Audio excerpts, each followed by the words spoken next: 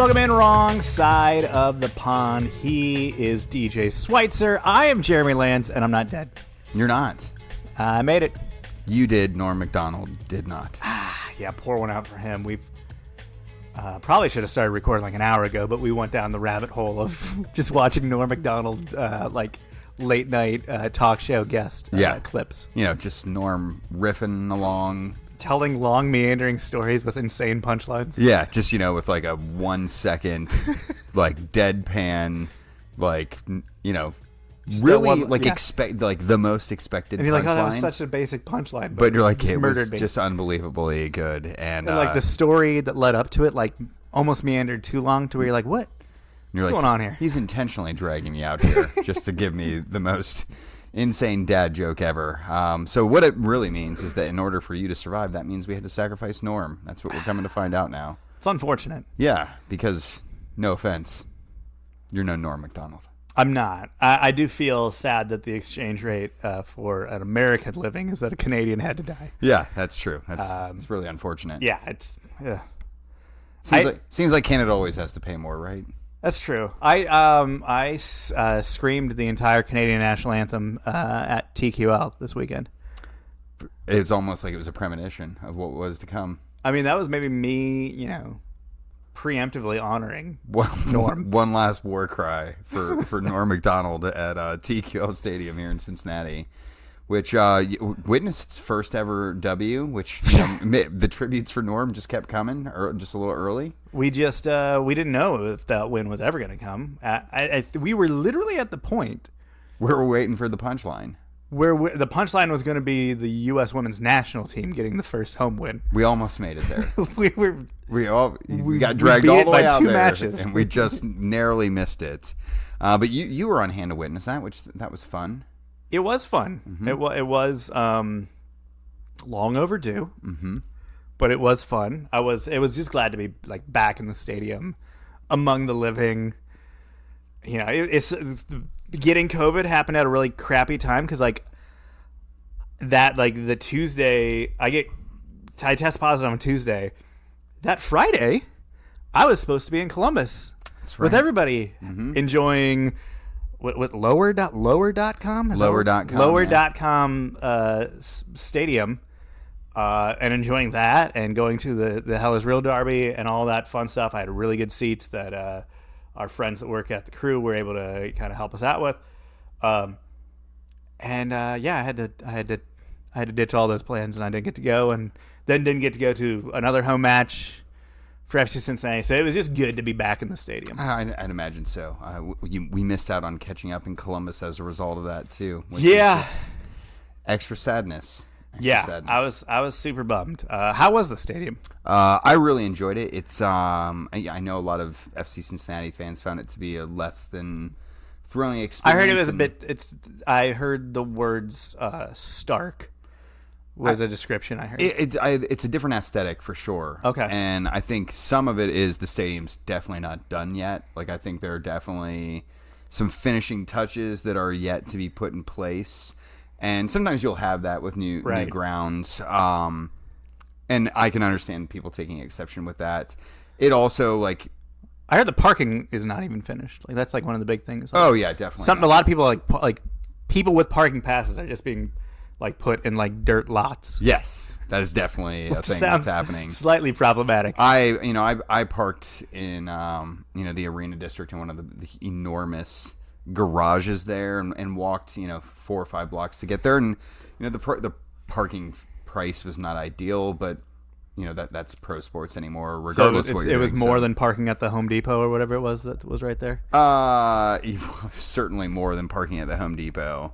But I found it to be much more efficient to get out of that space than it was, getting out of the mayhem that was the fairgrounds parking lot at Old Crew Stadium. Oh, yeah, because I've gone to Crew games at Crew Stadium where it wasn't it was a Wednesday night match with 7,000 people there, and yet it still took you 45 minutes. To get out of the lot. Just to get out of the lot. Yeah. And maybe it was because I waited around a little bit to actually get out of there. But long story short, I really enjoyed it. It's, if you're comparing it to TQL, it's obviously a different space, a different aesthetic. Sure.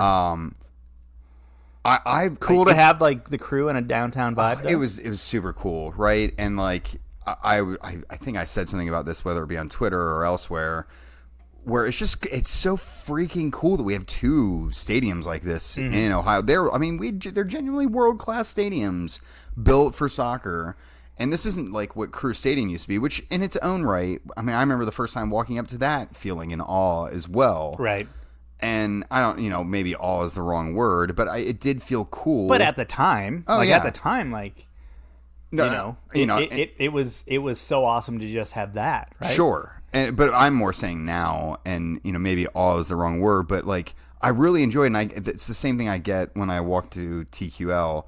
Is like you feel like you're walking through like a neighborhood, and like a part of the city. And then boom, you got a stadium, and that to me feels so setup. European. Like it's as someone who's gotten to experience some games in that type of environment before, I can see the parallels. So I like that we have two of those things in Ohio now, like within driving distance of where we sit right now. No, so on Sunday night, I had to go kind of help out launch the fall session for one of our co-ed leagues that we run literally right across the street from TQL. Mm-hmm. So like I kind of got finished handing out shirts for the first game, and I was like, it's gonna be like another like 30 minutes before like people start showing up for like the 7:30 game. So I literally just walked across the street and just kind of walked around, walked up the steps a little bit, and just kind of was like, man, this thing's just right here. Yeah, the first time I went to TQL, I went and parked and walked through that old parking lot behind Taft High School there. Sure, yeah. Because that's where we used to park when we would work at Saints games. And, if you park and you were to look right at the high school, like the view's the same. Like it's the same as it was when we were working at, 4th Division semi-professional, amateur, whatever soccer. Oh, yeah. And now when you turn around, instead of being a high school field, now you've got this world-class facility. The weird thing is, and for people that haven't been like to Cincinnati and seen this, is like we're talking about how they put the TQL stadium where a high school stadium used to be. They did not move the high school. The high school is literally like still right there, butts up literally right to the stadium. Yep. So like, there's kids that go to high school every day that look out the window, and like a foot away from them is this massive European soccer stadium. Yeah. So it is really cool. I relish the experience. Thanks to our good buddy Jason from Offside Marketing, who was the person who treated me to tickets for that match. Ooh, nice. So yeah, it was a great experience. Had a good night with him, and we of course missed you. But lots has transpired since the two of us have gotten together. Obviously, not just games here in Ohio. Mm-hmm. We've had World Cup qualifying. We had a whole batch of matches. Those were eventful. Yeah. Loads of Major League Soccer has gone down. We've had several rounds of Premier League action. Yep. We sat out a normal review week show because of the vid, and now we're back. And I loved when you put Premier League whip around on the running order for the notes. I'm like, where the fuck does this whip begin? Like, I'm not sure how back. You just whip it at everything. I just whipped out to last week. I didn't go any further than last week. So just setting the precedent here. But yeah, we got to have some fun. Lots of soccer to talk about. Yeah. Where should we start with this thing? Oh gosh. I guess, let's start in the Premier League where we always start. Okay. And let's start with, we're 4 matches in. And like already it's like, man, we got some big contenders. Like there's some teams that look like they are up. They're down to clown. They're up for the fight this season. And right now you have as we normally do, a lot of teams right there at the top, all within like a point of each other. Right. And I don't know, I think I kind of want to go through like looking at like the top 4 or 5 teams there. Who are real contenders? Who are, let's kind of almost some predictions, but just kind of like dissect like, okay, do these guys have what it takes to, actually contend? Or is this just like, hey, good for them? Hey, that's kind of how I put my notes down. So good. I'm glad to see we're on the same wavelength. All right, let's start top of the table. Manchester United, obviously an eventful weekend for them. some guy named after Ronald Reagan. Ronald Reagan, the actor. I think. Yeah. I think he was an actor.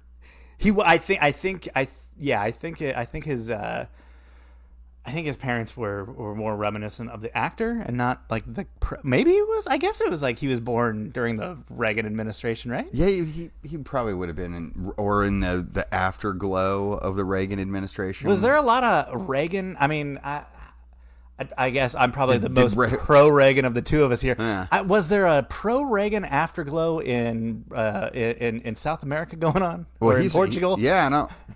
I can't say for sure. Like what? I will say, like in the late 80s and early 90s, like American culture was totally king at that point. That's true. And like maybe there was like some affinity for Ronald Reagan so in just Europe, kind of like even though his policies were like decidedly anti-European. Yeah, generally speaking. Yeah. So like maybe it's just like, hey, America's kicking ass right now, and I love watching movies from the United States. Yeah, you're right. Like in the 80s, America was this like almost like we were like this pop culture, like just the whole aesthetic of America was this like crazy pop cultural phenomenon. We were just now starting to get like flavors of American pop culture that have been adapted elsewhere. Like I feel like the 80s and 90s is when we found out like, look what Japan has done with popular culture, and like it was westernized, but it was like Japanese too. And so I felt like everywhere was kind of like looking at us and then doing, their thing then. And maybe that's why we got Cristiano Ronaldo named after Ronald It's crazy Reagan. because what if Ronaldo's parents, like it was a different thing from the 80s that they were all about?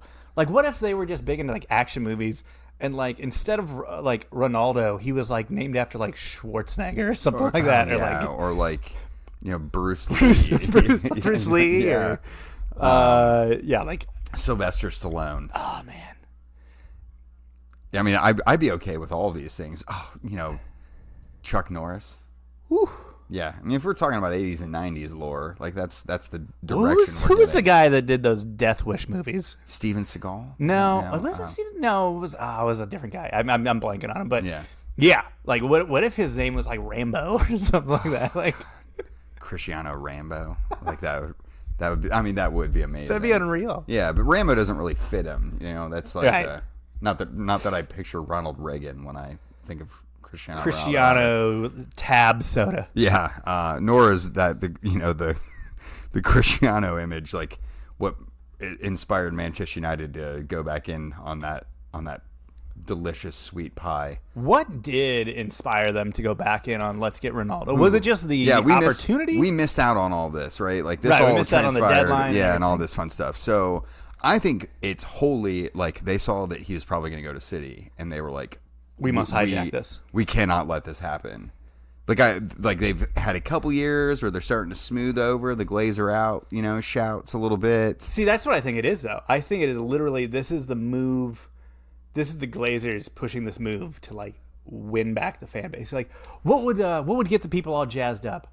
Why don't we just bring back Ronaldo? We kind of really need a number 6. Ronaldo. Ronaldo it is. Yeah. Not only that, and they could have used a proper 9. Yeah. But like they went out and bought a guy who's not really a 9. I mean, that's how you play him now. Right. But still, like if you're gonna go out and buy a splashy 9, and Ronaldo's gonna get a ton of goals, like that's a certainty. Sure. I feel like United is also going to give up a ton of goals. Totally. Something that's still going to happen. But look at that Newcastle match. Like, that first half. Mm-hmm. The amount of, like, gaffes in their defending half where they just cough the ball up. Yeah. If they play anybody else that's not Newcastle, like, they're probably giving up, like, 2 or 3 goals in that first half. I think... And I'm glad you bring that up because I feel like there's a couple factors at play with United, right? And I think we'll see this with teams more than just United as well. But like, we are going to see a lot of players this year that I think are going to take a while to get going. Sure. Because the schedule is so tight. The Euros were like 3 weeks ago, and like everyone is still just like in their summer lull where they're like coming back. It's like the first few weeks of school when like no one really has the the daily routine down, and you're kind of like, Sure. Yeah. I'm going through the motions, and I think United's suffering from that a little bit because a lot of their squad was with England deep into that tournament. Sure. And maybe that's part of the equation. But I also have to say, like, who have United really played so far? So we said Newcastle. Mm-hmm. I think did they play Norwich, or did they play, like, who did they play? So I wrote it all down because I thought this was interesting. So they only have a draw and a loss on their record. Everything else is a win so far. And the draw was like something dumb. The draw was Southampton, which is doing? very much an outlier. But they had wins against Brentford, Everton, Leeds, draw at Southampton, win at Newcastle, and then the loss today at Young Boys in the Champions League. And I think, American. Yeah, and you kind of wonder, like, hey, is this like just a favorable schedule that's maybe painting United into being a better side than they actually are? And they've got some new pieces. There's a lot going on there. But listen, the schedule is an argument a lot of people are throwing out. Mm-hmm. Not just United, not just people that are trying to point out United's flaws. You also look at like a team like Arsenal that are like, hey, look who we had to play. Look at the 3 teams we had to start the season with. Like, 2 of them were good. You also had to play a team playing their first Premier League or their first top flight match in 75 years. But sure. We'll bring that argument. We'll go with that. Yeah, bring that argument. Yeah. So I know I think it's a valid question, but I mean, for now, I'm content to be like, okay, maybe they're in the equation. Okay, so they're in they're in first place, so I guess they're definitely in the equation at the moment. I did mention the fact that like the transfer window came and went with them, making their big splash with Ronaldo and getting all the fans happy, but like some of the more actual needs, especially on like the midfield / defensive side of things, that's still like an issue for them. For sure. I mean, and their other big signing this summer was Jaden Sancho, who like was really hot 2 years ago and then kind of not last year, and then they still spent a fortune on him, and he's taking his time to settle in at the moment. Yeah, which best. He's never really played in the English top flight, so to his credit. But I don't know. We'll have to wait and see if they're actually the side that they appear to be so far. Let's move on to one of these other sides, though. Go next down to the table, Chelsea. Heard of them. Doing all right. We made two signings. One of them was a third string keeper, who from the championship, I believe. And then which we needed English guys, and then the other one was this guy named Lukaku, and he's scored a goal. Basically every match so far that he's played. He's one of those guys that comes from a foreign league you don't know much about, like Italy. Yeah, it's tough to know much about that league. We don't. I definitely didn't meet him at Lucas Oil Stadium and interview him in 2013 while also playing for Chelsea. One of his very few actual Chelsea appearances. I have written down here Lukaku's arrival has been nice, hasn't it? Yeah, it's so far, knock on wood. What you bought him for all those years ago. Everything that we were hoping he would be when we brought him back this season, he is. And that was always like, we talked about this years ago when he was getting moved around and making his move to Everton and then United and all that stuff, and why it didn't work out at Chelsea. It's like he wasn't at that level yet, and we didn't have time for him to get to that level, so we had to let him go. But he is absolutely at that level now, and it's so wild to see that he has come back to Chelsea as not just like this guy that's exciting and has so much promise, but like this is a well-established elite striker now. This guy that couldn't buy a minute of playing time when he was first with Chelsea. So it's super cool to see that he's come back as like this just dominant force. Oh yeah, and two, like it's I'd love to be in like Chelsea's I can't afford timeline. You know, like, oh, we can't afford to wait for this guy to come good. Like, Right. we're like normal teams. We're like, well, we're just gonna have to wait and find out if this guy comes good. You guys have bought and sold him twice over, and it's like, And he got to make a couple nice stops in between then, right? well, and two, you do wonder, like, maybe he needed those stops in order to develop into the player that he is now. Like, I mean, even the player, he goes to Everton, he goes to United. He hadn't become that player then. At United, he was almost, someone would say he was kind of considered a flop a bit at United. He shrunk in some of the bigger matches. He would score a lot of goals, but at a time where United needed to win big matches, he was not there to make that impact. And then he goes to Inter, and this move to Inter, something clicked while he was there, because he definitely finally hit that next level. Yeah. And it's so good that we could just bring him back as soon as he has done that. So. Not too shabby. We also got that Sal guy. Yeah. And he had to be subbed at halftime, so still a work in progress there. Yeah. First match though. Yeah. And it's also a lease to own, so we're not pot committed on that guy yet. Yeah, I'm curious. When Tuchel makes these changes at halftime, how does the fan base react?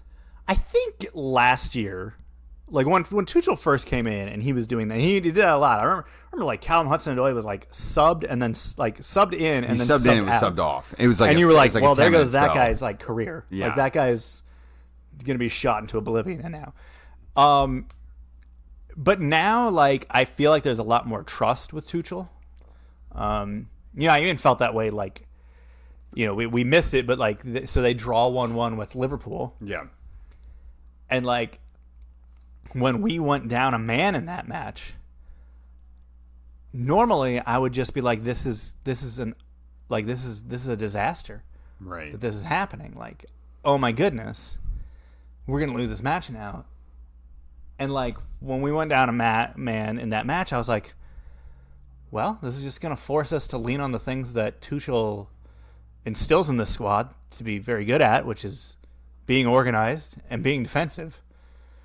Okay, yeah, we'll be fine. Yeah. Like, we're probably actually going to play that game plan just better at this point. Yeah. It's interesting, and we'll probably get into this a little bit later, but we saw Greg Berhalter make a change at halftime in the men's national team, and everyone was like, wow, this is a sign that he doesn't know what he's doing. And it was at a point where there was also some stuff on the tape that said maybe he didn't know what he was doing. Yeah. So there was...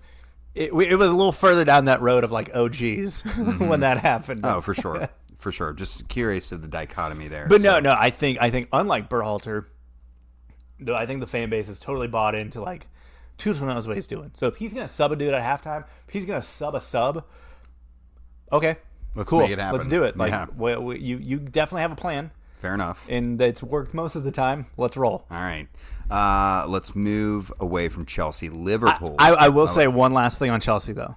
And I think, and again, you know me, I don't like being all like glass half full, we're going to win. Like, I like to actually like psych myself out of feeling that way. Sure. All of these teams we're going to talk about here, we talk about United having the flaw of like missing that number 6 that they didn't go out and get in the window. With Liverpool, we'll talk about it here in a second. I think there's still some issues with depth, and if things go wrong as far as injuries or this and that, like, do they have the depth to survive? I question that. I feel like the one thing Chelsea has going for them, there's not really a weak spot at the moment. There's not that point. There's not that spot in that roster like, oof, we really need to improve this situation, or geez, if this guy goes down, we're absolutely screwed. Like, I think we have depth, and I think there's really not a weak spot in the lineup at the moment. It's wild. Like, you only made 2 additions, and like there were points in the latter half of last season where I feel like your tune would have been very differently sung. There was points throughout the entirety of last season up until the point where we hoisted a Champions League trophy where I was like, I don't think we're that good at all. We're kind of garbage. Yeah, it's just I mean, both of us went on a bunch of roller coaster rides last year. Like, you were just riding this wild ride that ended in a delightful finish, and mine was like started so fun and then just turned into a heaping pile of like.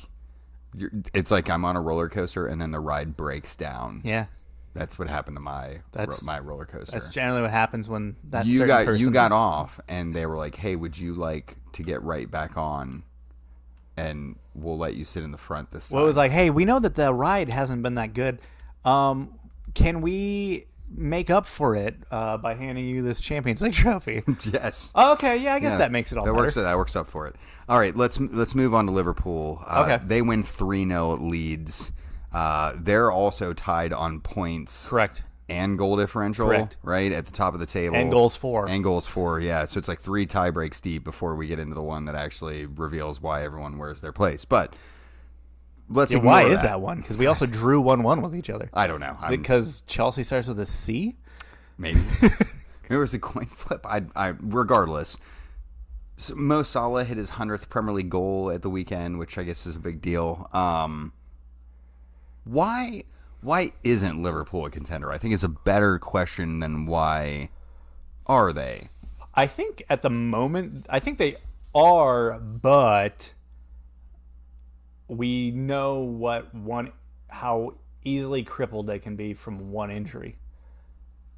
And I think they still have that, like, that's still out there for them, right? Like, Mo Salah gets hurt. How do they fill in that spot? Yeah. We saw what happened last year when they lose Virgil van Dijk. It's a real problem.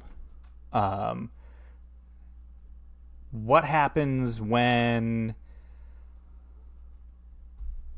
Alisson gets hurt?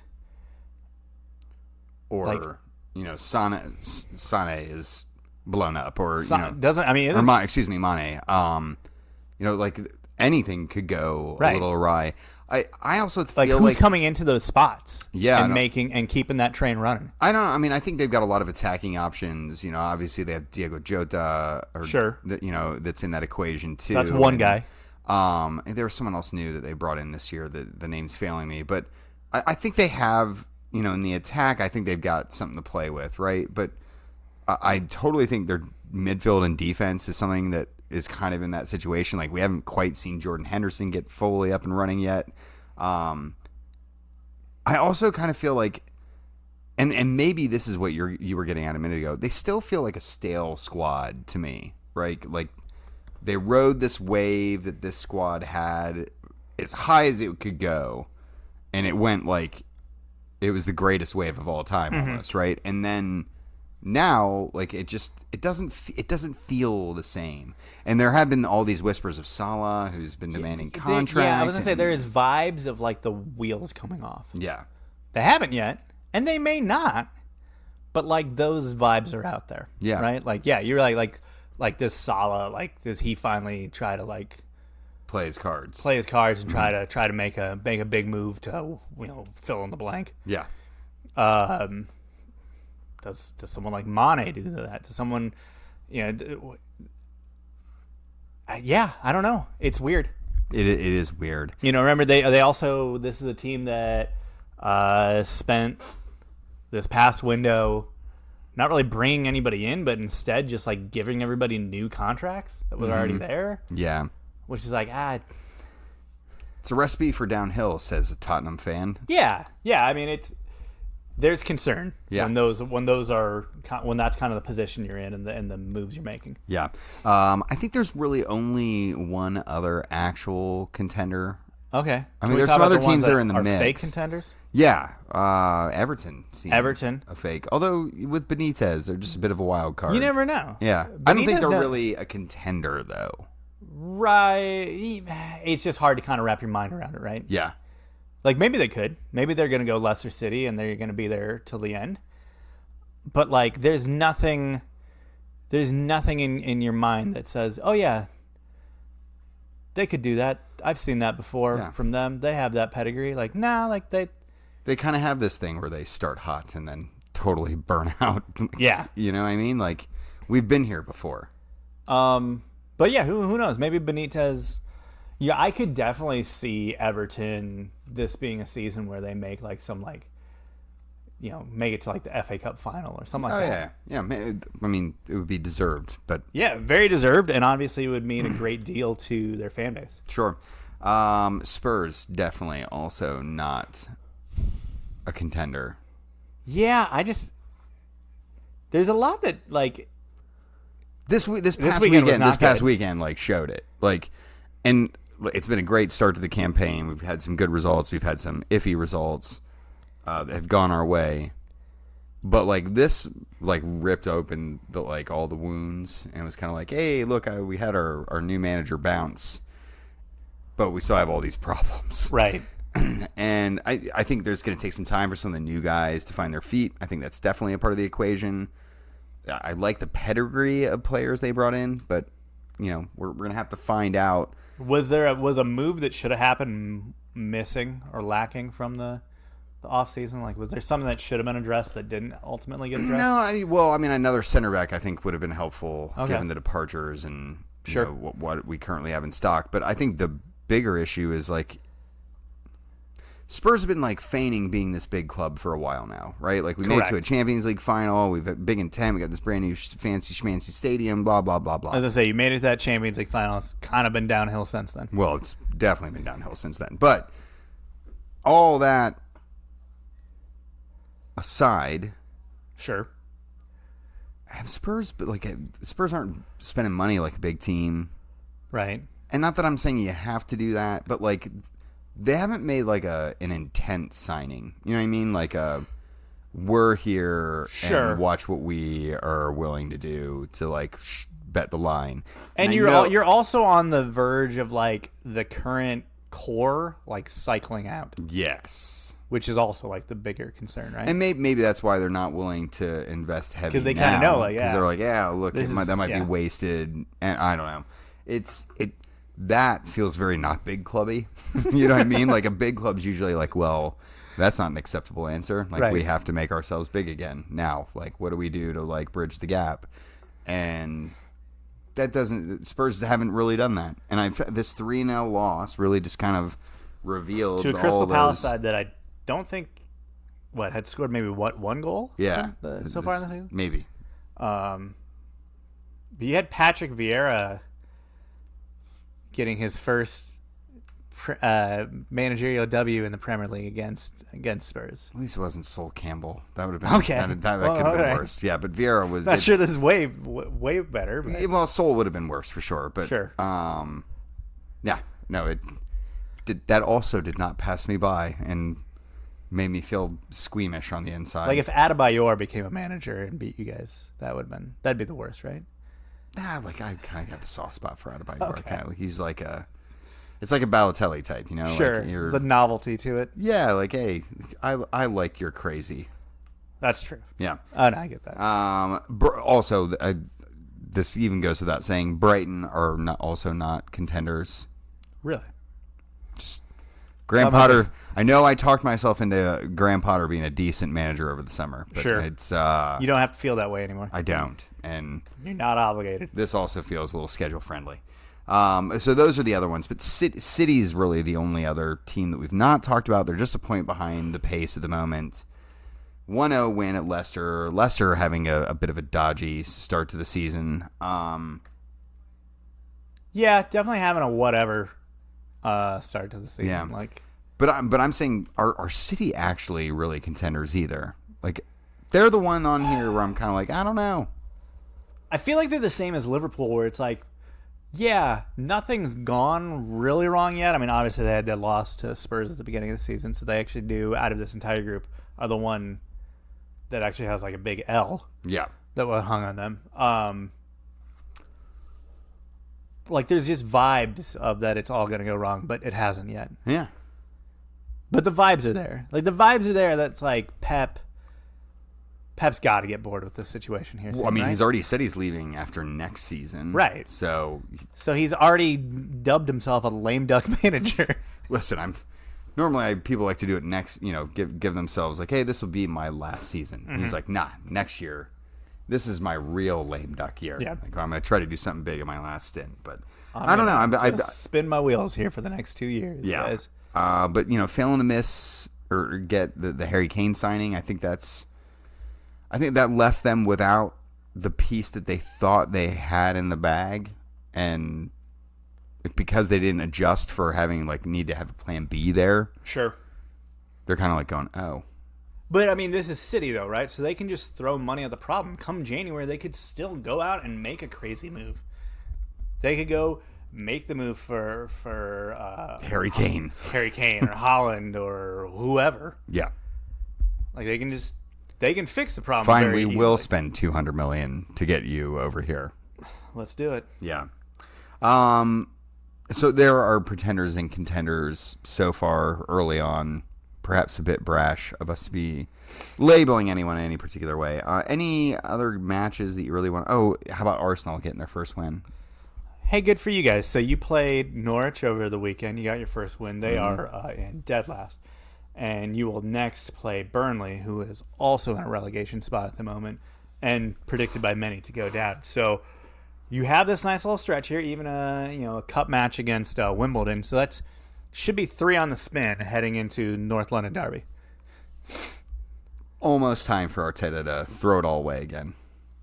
Well, yeah, it's funny because the same Arsenal fans that are going to be like, well, if 2 out of the 3 matches we had to play so far were against Champions League finalists, obviously we're going to be bad. Don't they also have to be like, well, yeah, we finally got some wins against teams that are almost certainly getting relegated. Yeah. It's it's not exactly the most sterling resume for Arsenal to lean on at the moment. Let's get out of English soccer. Let's move over into American soccer. Wait, does that mean though that match though that they had over the weekend, Arsenal and Norwich, was a relegation 6-pointer? It may very well prove to be. Okay. It may very well prove to be. Let's talk about the U.S. men's national team. Not in relegation zone at this point. At the moment, they're not. Oh, what a pessimistic... There were moments where it was looking less than awesome. Man, we're 3 seconds into the segment. We're already getting into the meat here. Listen, I was Mr. Kevin Bacon, remain calm, all is well guy during this whole thing. But now that we're a week removed from this whole thing, it is easy now to look back and be like, geez, there were some real problems there, and man, I hope we have the right pieces in place to address those come a couple weeks from now when we have more matches, or a month or so out, or a month after that when we have the big daddy that's here in town. Yes, I'm glad we won. Yes, I don't think it was the sky is falling situation. Some fans made it sound like we lost the first 2 matches 4-0. Oh, it was some of the reactions were so over the top. Everyone was calling for Berhalter's head. I'm like, we're still talking about the guy who's lost literally 1 game in the last year. Yeah. Yeah, and I think I think the calls for Berhalter's head are ridiculous. I think it's naive to say there aren't problems, right? There are certainly some that need addressing. Kind of the problems we knew were going to be there, right? We have a lot of great young talent. We still don't have the striker situation figured out in the least. No. Jossie Zardes is still technically our best option, I would contend. Oh, man. That's not always the best option there. No, it's not always the best option, but it is our best option. Well, and that's the problem. And now, everyone's talking Ricardo Pepi is our next savior, and how many times have we gone through this exercise? And I hope he is. Yeah. But now, I think, too... we've also seen young dudes come in, have great performances, and then just kind of fade out on us. Hashtag Eddie Johnson.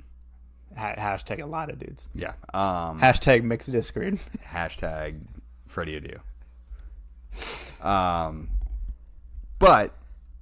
looking back at this a little bit too, could it have? I don't know. I'm struggling for my words here, but what I'm really trying to get at is that this team also, like, as you were kind of saying, like, didn't really do that poorly either, right? Like, it's... You had 2 of your matches were in hostile away environments, which... This team, frankly... I don't want to sound like gatekeepery and like, hey, you kids don't know what you're doing, but like, I felt like there was a lot of people that just forgot that how big of a crapshoot away CONCACAF matches are. Oh, every discomfort imaginable. Yeah. And, they go out of your way to make things less easy for you. And that's, it is what it is. I mean, luckily we were playing at like real stadiums. True. We're at that point in qualification we're at least in actual stadiums. Like, hey, we're not playing in like a stadium in Cuba where like they, hey, we don't have floodlights tonight. Yeah. Like, sorry, they were stolen. Sorry about that. The goats didn't properly chew down the grass there evenly. So sorry about that. Remember a couple of years ago when they played on that like it was like a cricket circle. Oh, yeah. It had like a giant dirt patch strip through the middle of the field. Yeah. But and maybe that was actually, I think that was a CONCACAF Champions League game. But regardless, you get these weird conditions. And honestly, this is the first time a big chunk of this team has ever had to deal with this. Yeah. Like, a lot of these guys are playing in coddled European environments where like everything's taken care of for them, and they've got a gourmet chef, and they've got, Yeah, like, sure, the stakes are super high, and, like, when you're playing for these big clubs, but you're also living in, like... utter pampering. You're just living a one-percenter's life in top-notch world cities in Europe. Yeah, and two, like, this schedule was... It was truly insane. Like, I don't think people properly appreciate it. They played a game on Thursday. They played a game on Sunday. They played a game on Wednesday. 2 of those sandwich games on the outside were in Central America, which I don't know if you ever traveled there. I've been to the very bottom of Mexico. Took like 5 hours to get there. Yeah. Like, that's not a cakewalk, like, commute. Even if you're in first class on a plane, like, that's still exhausting stuff. Yeah. And... yeah, these guys are like teenagers and like early 20s, and they're like the best type of people to thrive on having no sleep. Right. But that's a grueling schedule as well. And then when you add in the fact that you're playing a form Canadian side, on a night where we were not at our best in Nashville, which we learned has its own trappings. Yes. Yes. Maybe you should evaluate your player roster and has its own pitfalls. Hey, is there anyone where this city might be problematic for them? It'd be like playing this match in Las Vegas. Which I'm sure is probably in the cards at some point. Seems likely. But, playing a match of this... probably where like the World Cup final is going to be in 26. I don't think we should hold our breath on that. That's entirely plausible.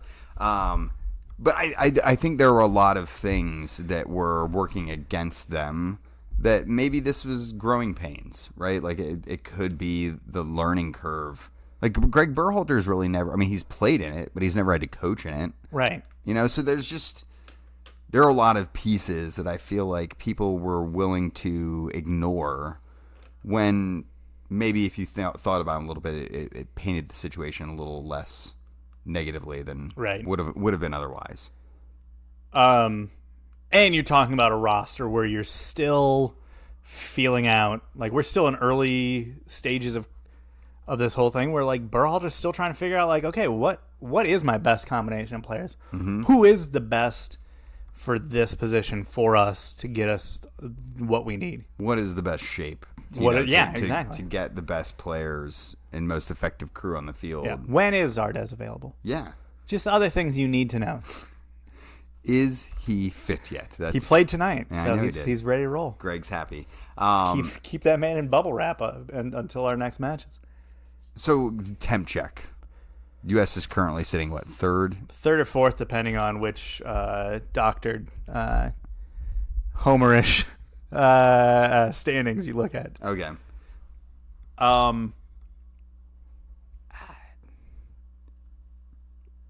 I feel fine at them. Yeah. Let's make this more simple.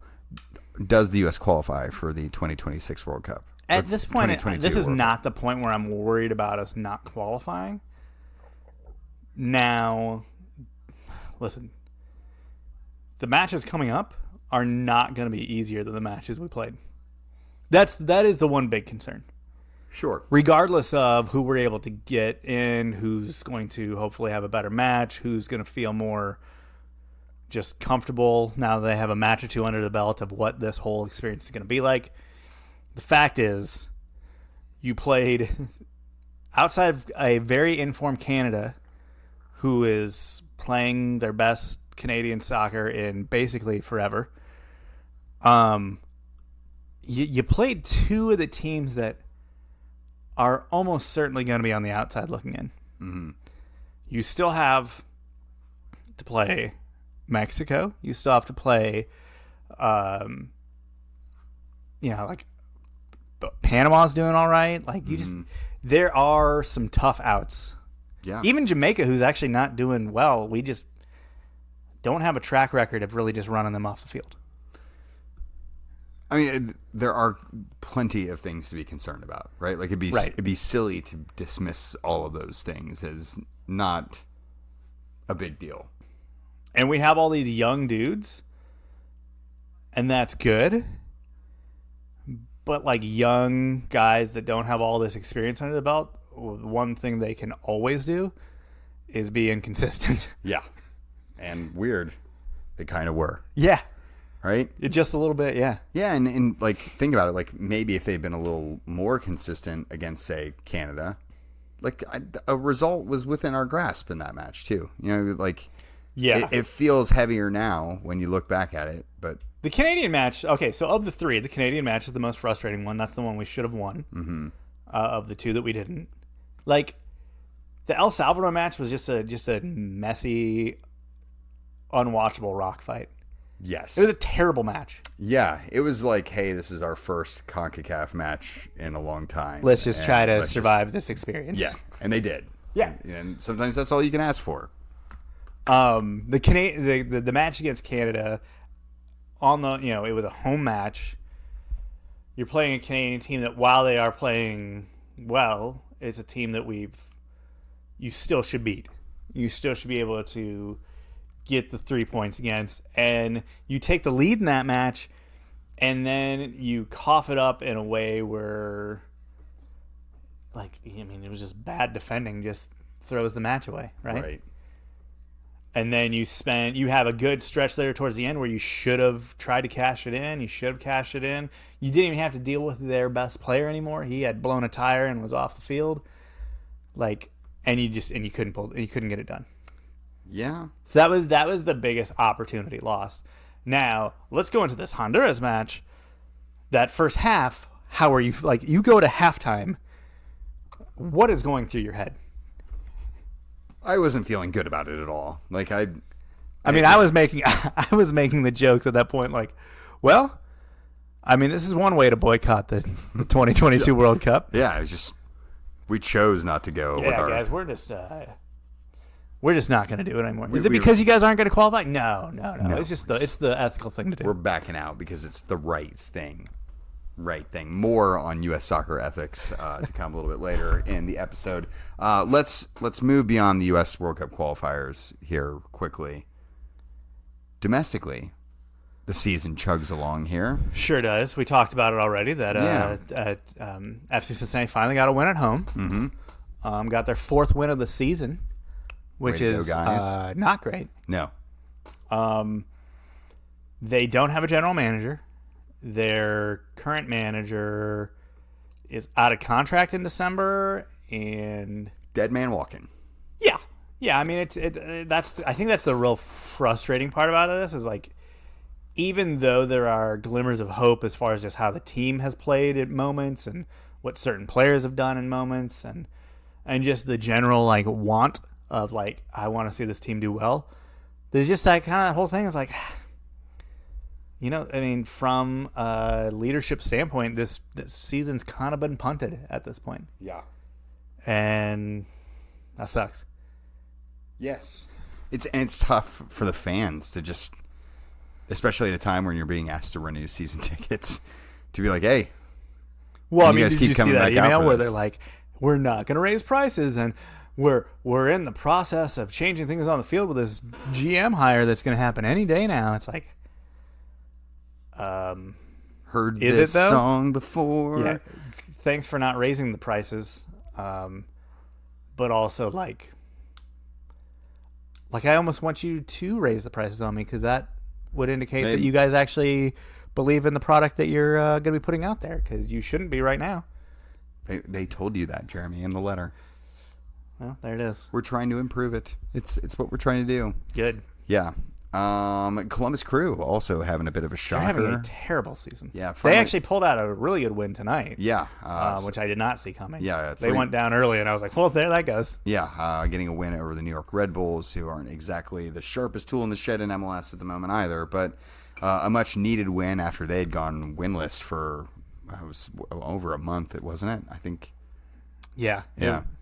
So, I mean, outside that FC Cincinnati game, it was like 11 matches. Yeah, and I think they were saying, someone was saying that this is potentially one of the worst title defense seasons we've ever seen in Major League Soccer. It's not great. Yeah. Yeah. I mean, still, if they manage to get into a playoff spot, there's still a competent enough squad, Caleb Porter, a competent manager, that they could still make a run, and you're right back in the same position, right? Yeah, I mean potentially. But I also saw a crazy stat that Porter has never taken a team to the playoffs 2 seasons in a row. Huh. Yeah, that's true. Like, Portland did have like a complete they seesawed flame out and it was like afterwards, really right? high and really low. So I don't know. I find it to be developing into a similar pattern potentially.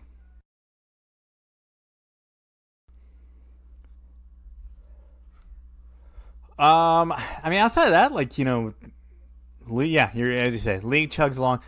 We're getting towards the. I mean, I guess we are in like the real meat and potatoes part of the season. Mm-hmm. Getting to that point where teams are, like an LAFC, are really trying to make that push to make sure they actually make the playoffs. Right. So it'll be interesting to see how it shakes out. You have a lot of teams, Columbus obviously being one of the the chief among them, that are gonna need to do some stuff to make sure they salvage this season and get themselves into that position. Yeah, and it may be a little too big of an ask even for the defending champs. I think unless you got something else, it's I have winners nothing else. It's I've winners. barely had anything this entire season. I know, same winners and wankers time. Who's your wanker this week? My wanker, sticking with MLS, is just only soccer Twitter. Only MLS Twitter can take the news of an MLS playoff match being aired on national TV on Thanksgiving Day as bad news. Yeah, what is that? Guys, we are just a few years removed from when MLS was so scared to go up against other American sports that the game time and placement of MLS Cup was always in a really stupid place, just because they were so terrified of running against football of the college or pro variety, that you had these cockamamie MLS Cup at 2:30 p.m. in the afternoon. Well, it's like the NWSL holding their final this year. It's it's 9 a.m. local time. What are we doing? You're a professional league? I'm sorry, guys. Breakfast is barely done here. What are we talking about? But it's we're so barely removed from that. The fact that MLS and their broadcast partners are willing to do this, that's good. That's a good thing. It's a huge sign. That's a great sign. Yeah. It's a good thing. Yeah. Is it going to be funny when you're with your family and you're going to have to be hey, can we turn the Lions game off? The MLS Sounders game's kicking up. You got Sounders LAFC about ready to kick off here. You mind us putting that on instead? And everyone will swiftly say no because they want to watch that Lions game. That's people are like, oh, those NFL. We have Lions, this forever guys. contract with the Lions and the Cowboys, two teams that are not always very watchable. The Lions are never watchable. So it's not like the Thanksgiving Day NFL games are just these marquee matchups. They're normally garbage. You just watch them because that's the only sports thing on to watch. So why not make MLS that too? Yeah, why not put a marquee MLS game on? If people don't watch it, the league's not gonna like just go away tomorrow. Like, guys, it'll be fine. Oh yes, it will die. The sweet death that everyone always wanted.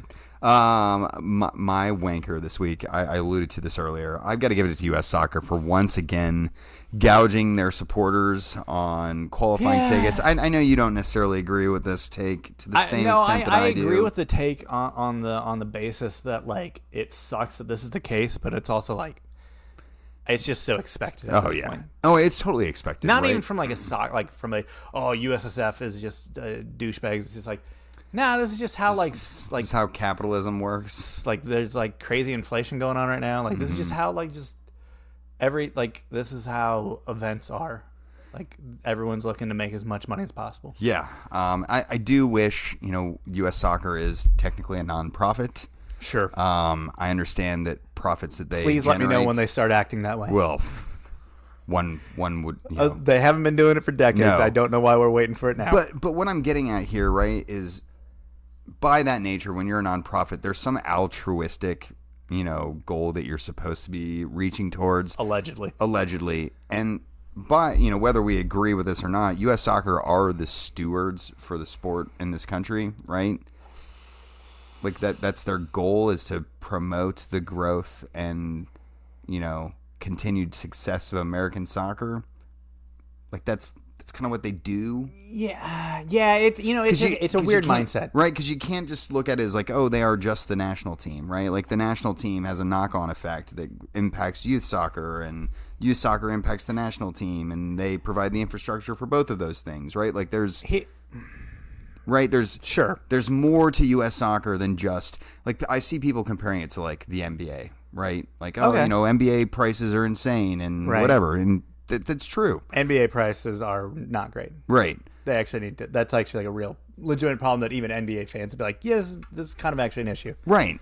So, and it's not growing the game. Right. So that's what bugs me when people use that as an allegory for it, because it's kind of like, well, that's actually kind of like that's actually one of the big problems that the NBA that the prices are too high, right? But two, like the NBA is its purpose is profit seeking, right? Like it was developed to the max to make money for the owners, and then ultimately the players, and all the other things that are involved with it. But the NBA is a profit-seeking endeavor by its definition and from the start, whereas U.S. Soccer has more altruistic goals and allegedly. And I feel like as stewards they should be more inclusive to the possibility of other people or less privileged people having access to these type of events. And the reason why I find that to be so important is because the World Cup is so financially out of reach for most people. Oh, yeah, absolutely. And I understand that this is a big match and, arguably the biggest domestic soccer match we'll have for the next 8 years. Yeah, I mean, it's of the 4-year World Cup cycle, it's this match. And we won't have to do this next time because we qualify automatically, right? So... And I'm sure we'll have some stupid tournament that we do with Mexico. Right. While everyone else has to qualify. Where we play Qatar 4 times. Probably. But there's part of me that wishes that was true. Even though I know deep down that like capitalist America, like this is always the route that we would go. But speaking of capitalist America, I do have a question to throw out here. Okay, sure. What is the point of the Federation at this point? At this point, if the Federation just went away or was just minimized to just like, operating the men's and women's teams, at like the actual like first teams, like soccer's at a point where it can still grow without the USSF at this point, right? Totally. I mean, the youth sports is a multi-billion-dollar organization. There's going to be people there to show up to make money and also grow 100% youth soccer. Yeah, 100%. They're already there. Yeah, I think at that point it's not lost on me, right? Like I get that. So it's like the whole like USSF is supposed to be this whole like have this whole altruistic way of going about things, but at the same time it's like but like, do they have to? And do they even actually have to do anything at this point? Like, well, no, right. But at the same time, like, they also don't have to go in search of maximum profit. Sure. Right. And They also don't have to search for the best talent in this country, and they don't. Sure, so like, right? Like they don't even the things they're supposed to do, they don't even do. Yeah, right. Like, I mean, we heard all the kids that we lost while the old dinosaurs of U.S. soccer had patrolled its hallways, right? And some of that lingers, right? Like it's not to say that we've flushed all of that out, but I don't know.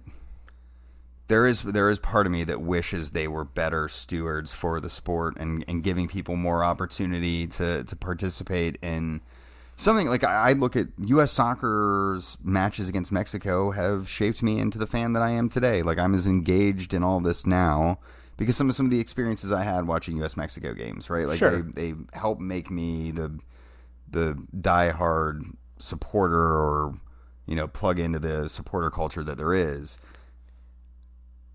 I how many kids are not getting that same experience because they've been priced out of that opportunity? And yeah, and I understand, like, the market forces at play here, like supply and demand. But hey, U.S. soccer's also artificially limiting the supply. Well, right, because I mean they're picking. Well, they're also picking venues that aren't massive, right? Like, sure, TQL holds what, 25,000? Yeah. And I hear instead of playing in like a big NFL stadium that can hold like 60,000 or something. Yeah, and talking with people online, I think there's like a sweet spot that's in between the two. Like, we could probably still maintain home field advantage by using some of these operating procedures for selling tickets, while also leaving room for cheaper price points. And yeah, there's a lot of it. There's a lot to unpack there. But like, ultimately, aren't people always going to be priced out, regardless of how it is? Like, even if U.S. Soccer says, like, hey, we have 25,000 tickets, the lowest ticket is $25, but there's only so many of those tickets, so like, totally, it's the biggest national team game of the year, or of the 4-year cycle. Like, there's more than 25,000 people that want those tickets. There's more than, and there's only 5,000 tickets that are in a reasonable price range. Mm-hmm.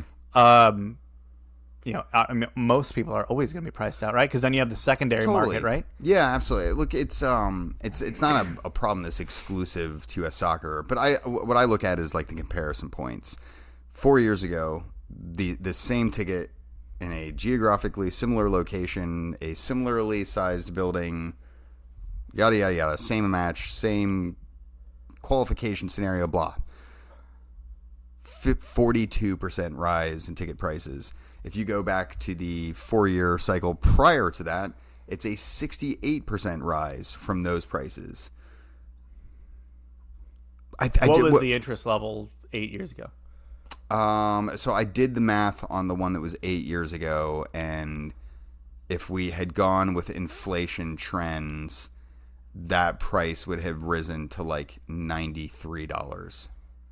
So it's like, but like, what was like the level of people wanting to go to that match? So I specifically remember, I don't recall is the 8 years ago as well, right? Like, I remember being worried about getting those tickets, but I don't remember how intensely I worried about it. And these games were at Crew Stadium, which actually holds less people. Right. Although they also did standing room for a lot of those games, and that's true. Yeah. Crammed more people in. But I do remember the price hike for 4 years ago, everyone being like, what the hell? Like, I remember it being a big deal then, and it felt very similar to the big deal it was being turned into this time around as well. So I think there's room for people to feel like, hey, this is a bit more than what we would have expected. But I also understand, like, hey, this is the direction. Yeah, no, I totally agree, and I think that there does need to be some thought by U.S. Soccer, and what I threw out on Twitter was like, man, I can at least rationalize the fact that this is the USA Mexico match, right?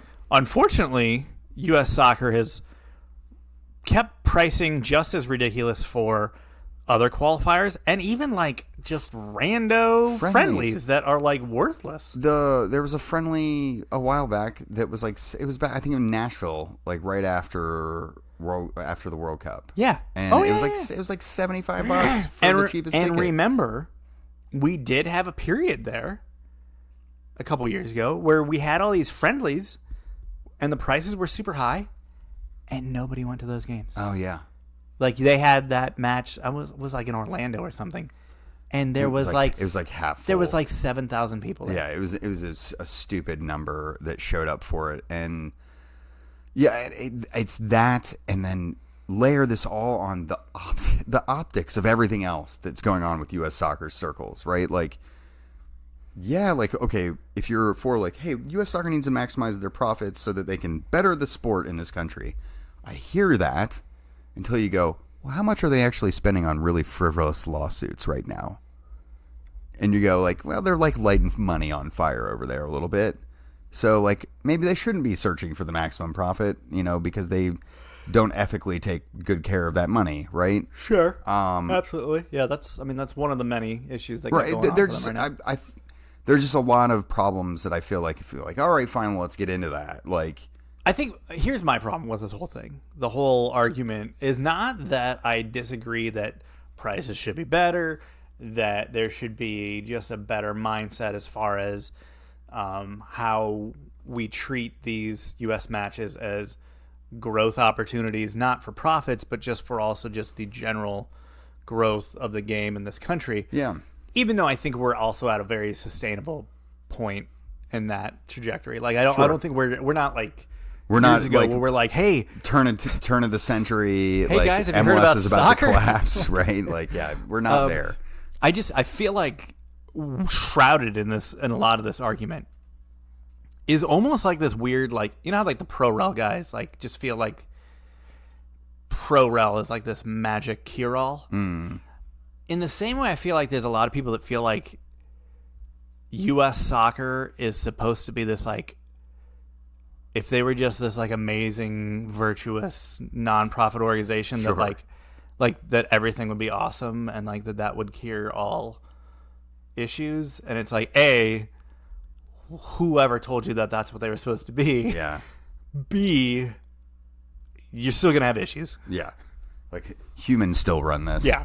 Yeah. There's still going to be a very flawed situation. Listen, Jeremy, just let me bitch about ticket prices, all right? No, ticket prices suck. Like I'm definitely in that situation where like I was all excited to like apply for these tickets. Same. And now I'm like, oh, God damn it. Yeah, I guess I'll sell them if I get. I don't even know if I want to go to this game. Well, there are definitely like a couple of those prices maybe go like, I'm probably, if I don't get into the lowest end, like I'm probably not going to this game. Yeah. Oh yeah. And sure, part of that's me, right? Like part of this is my like jealousy or want level. But I also think like I've been to like 4 of these things already, and I'd love for other people to be able to do that. And I grew up in a very privileged life, so it's sure. You know what I mean? Like I'm mindful of that aspect. And we were talking earlier about like, well, if U.S. Soccer was really about like doing their mission to find the best players, like they don't even go to look for them right now. Like those same kids also can't go to these games, right? But that is what it is. But they've essentially never been able to go to these games.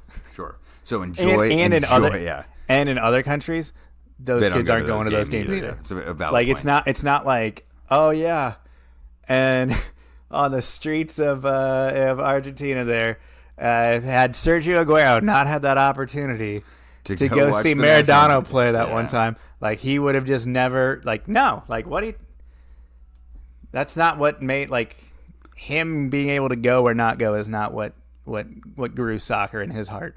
Fair enough. It's like it's not a make or break. Yeah. All right. Well, let's get beyond the dour and end this on a good thing. Give me your winner this week. My winner is U.S. Soccer for selling tickets, soccer profits, for getting that paper. Yeah. Is spoiler alert, I guess, but like also it's been a week, so I'm sorry, I just don't care. Mike Dean for his cameo in Ted Lasso. I've not watched this yet, but I know you're not ruining it. I know I've seen it on the Twitters, so I knew it happened. But I mean, we now have just the great line that I'll probably not gonna get exactly. I'll paraphrase here, but sorry about that, Mike. We all know you have a penis. Amazing. Can't wait. We all know that that's now a line that was said to Mike Dean, and Mike Dean has a line back of like, I've heard worse. I mean, it could be worse. But just the fact that Mike Dean Was down for that? well, see, of course he was down for it. Like, him being down for it plays into everything we feel about Mike Dean. Oh, right? Listen, I've literally, the minute I found out that Mike Dean was on this show, I went, that mother, you know what I mean? You're like, of yeah, no, course, Mike Dean. That's totally on It's like, brand. you know, Mike imagine Dean. they posted a note in the referee's locker room. Let's imagine that they have like one locker room that they all go to. And it's like, hey, little tickets at the bottom with yeah, phone it's like there's an numbers. You just rip it opportunity off. to be on this show. And Mike Dean was like, he took the entire all flyer of them so that no one else could apply. You know what I mean? Yeah, no, I totally think that's true. It's totally on brand that he was willing to be like, oh, he's such a good sport for being a part of it. No, like that, he got to be on a show and say lines like that. That's pretty on brand for how he runs his matches, where he gets to be a key figure.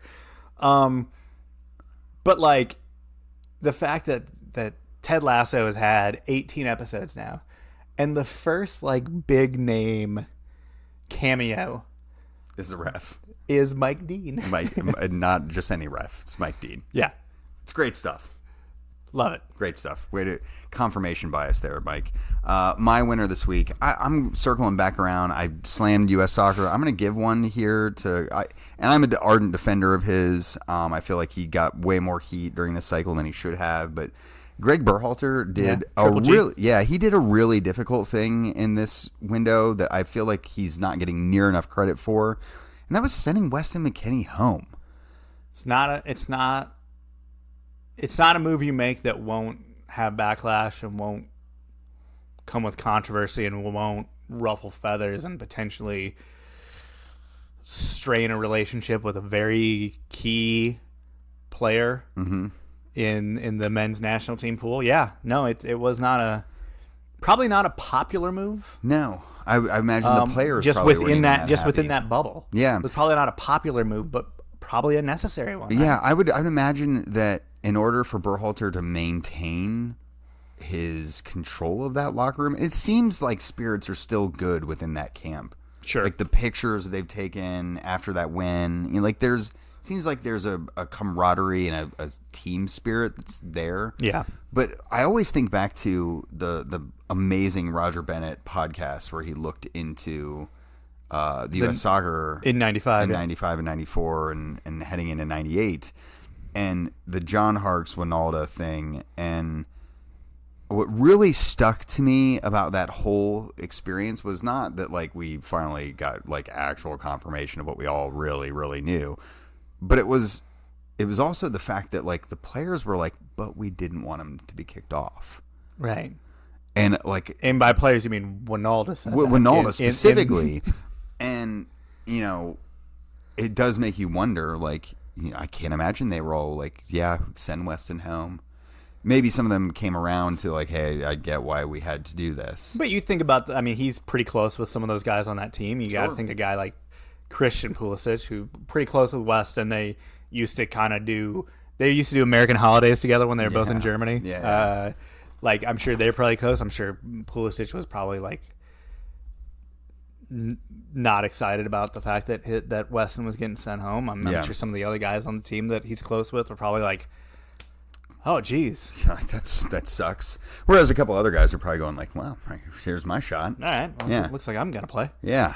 Jackson Ewell. Hey, what's up? Hi, guys. Yeah. So I don't know.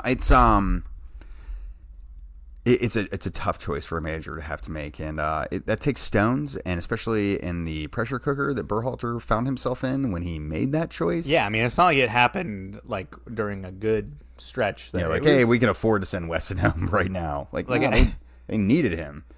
They needed him. Like that was heading. What was it heading into the Canada match? He got dropped from the Canada match. Yeah. Right. So he was heading into that one. So at that point, you had 1 point, you had 2 to play, you had what should have been a very winnable home match ahead of you, where if you just put all your stars out, and you also at the same time, did you just lose Gio at that point to an injury? Yeah, that's right.